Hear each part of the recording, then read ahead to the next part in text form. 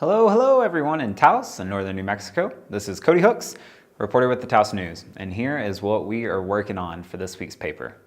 First off, you'll notice an extra section inside the newspaper. That is our voter guide for the town of Taos elections happening March 6th, as well as the elections happening in Angel Fire, Cuesta, Red River, and TSV on the same day. Pick it up, spend some time studying the candidates. Early voting starts today, February 14th, and remember, nothing says Valentine's Day or the start of Lent like getting your vote on. And relatedly, mayoral candidates Dan Baroni and Darian Fernandez are engaged in a battle of the houses as community members are questioning the legitimacy of their publicly listed home addresses.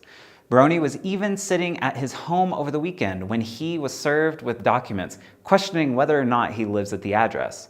Both candidates have invited reporter Jesse Moya to sit with them at their houses and discuss the issue which pops up during election years in various forms.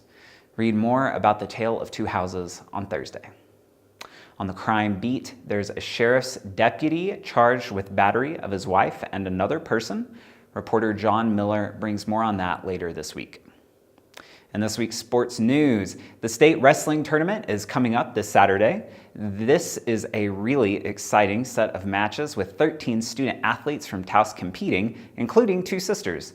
It used to be girls could only wrestle against boys. This is the first time girls have a tournament of their own. I won't give away too much, but read the paper on Thursday for a very special feature by our own sports editor, Arsenio J. Trujillo.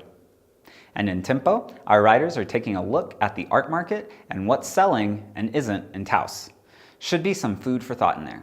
In addition, we're also covering the Erotica show at Studio 107B, the St. Valentine's exhibit at O'Reilly Gallery, the Willie Green Project, a free show put on by the Taos Jazz Bebop Society, a play inspired by Taos and its people, and a look at the Kit Carson Home and Museum and why it's closed.